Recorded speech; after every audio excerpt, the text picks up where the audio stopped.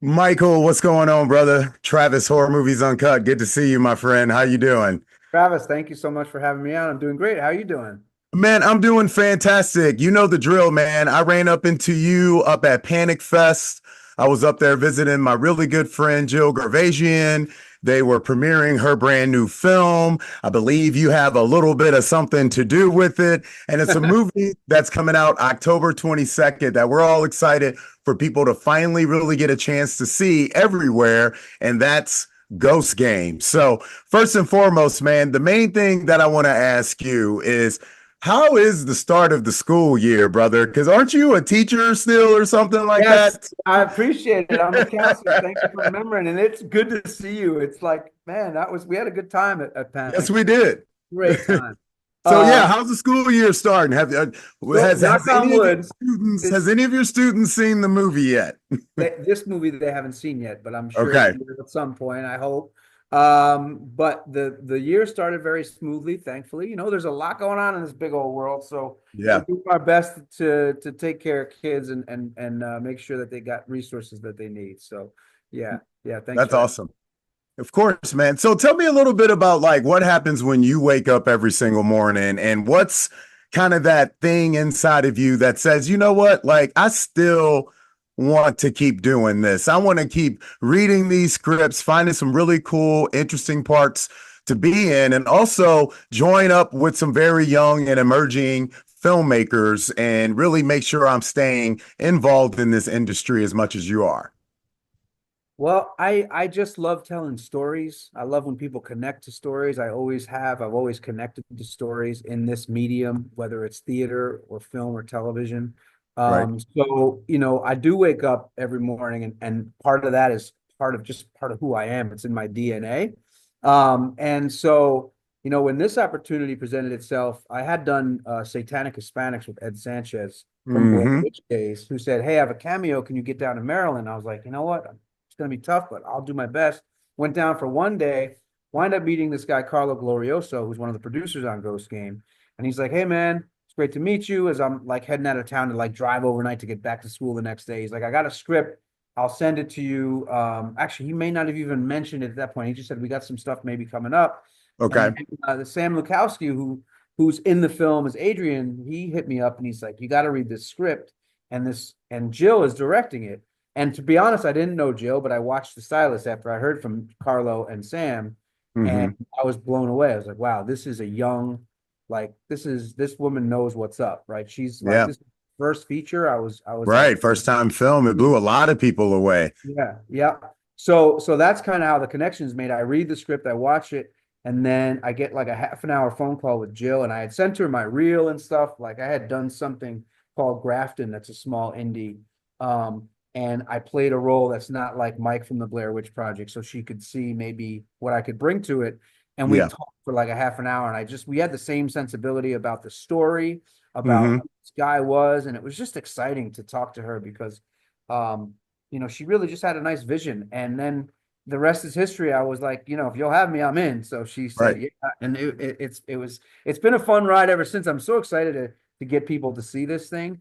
I think what they did in Maryland with the little resources that they have for a small indie, I think she Right. did an amazing job. I think it looks really good, and I'm proud of it. So. So, talk to us a little bit about once you get on the set, you guys are rolling through things.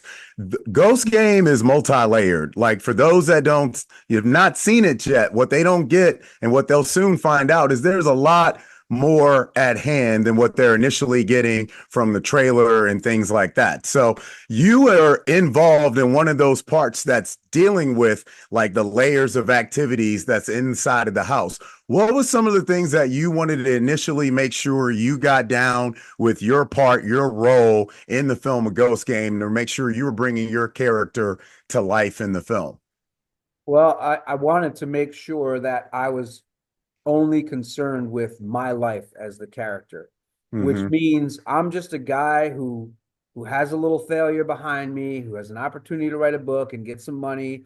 I'm remarried. I've got this child that I want to take care of, and this wife Right. that I want to keep, like this family intact. And I found this old place that we can afford. So it was like this suburban couple trying to make it work. story Right. to me. It wasn't a horror movie. It wasn't a thriller. It wasn't that I was getting shadowed because they don't know that. So to me, it How was well do you know this story? Is this a story you know pretty well? for me, you mean about the guy trying to make it work with a family? Yeah. I I mean, the know it really family well. man, they're living I in the know it really well. suburbs. Yep. I know it too. I'm still trying to make it work. And my He's kids are like, I feel 21 and that story. 19. So So, that's what I wanted to make sure that it felt like authentically like between myself and Emily Bennett and Vienna Moss, like we felt like a family unit, even though it might mhm, be a little dysfunctional, like that's okay, families are, but like my connection to Emily, both Emily and Vienna was just so great to work with. They were just so giving and kind and smart, just amazing talent. So like for us to be this little nucleus moving into this house mhm, was the main concern. And then as far as for me, as far as where the story goes for this guy, it was like, hopefully this can be believable and authentic because it could not be. Like there's some big things that happen, and right. you want to make sure that it's kind of grounded and feels authentic because if you kind of fake it, the audience is going to spot it. So hopefully I did the service of this. I did service the script, I hope. Yeah. People will figure that out. They'll see it hopefully and make their own conclusions, you know? Yeah, I mean, it's like it's a fatherly role, everyday type of guy type of role. And sometimes those are the hardest roles to play because, like you said, those are the ones you can't fake, right? Yeah. Yep. So now that the film's come out, it's hit a little bit of a festival run. We're about to see it hit everyone. Everyone's going to get a chance to see it in the next couple weeks here. What's something that kind of surprised you when you met Jill? You first started working with her on Ghost Game. What's something that surprised you about working with this filmmaker who is still relatively new to the genre? She's on her second feature, and of course, she's done great stuff so far. But how was it working with her for you when you first got in Ghost Game? For me, she's obviously talented, right? And sometimes you can come across a young filmmaker who's had success with their first film or their first couple of films, and then there's this feeling from them that they know they're going to protect that they know it all. So they get not defensive necessarily, but like there's a little bit of a less collaborative because they're afraid to fail and Yeah, they can't yeah, show you that they're vulnerable. Whereas like yeah. I know as an artist, we're all vulnerable.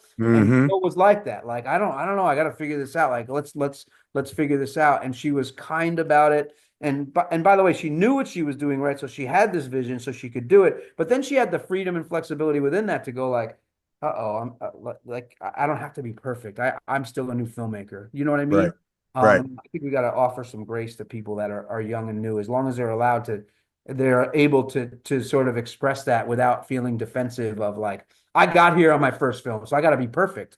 I mean, imagine trying to be perfect being an artist, and I've seen it, and it's not good, and that's where you get a lot of bad juju on a set that way. So For sure.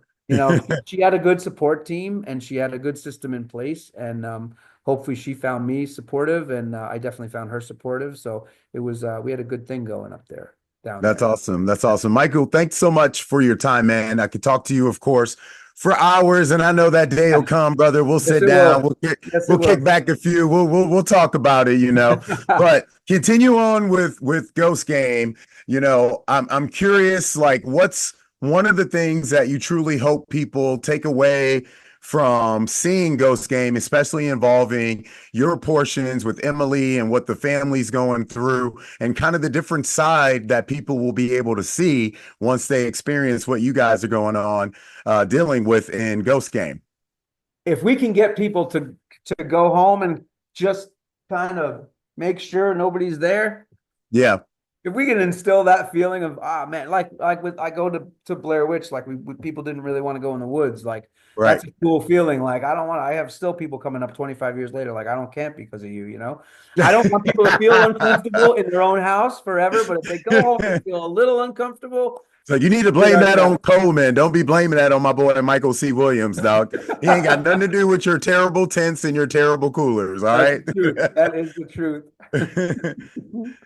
Yeah, but So honestly, it's also without a sidebar too much, and we'll wrap it up right after this.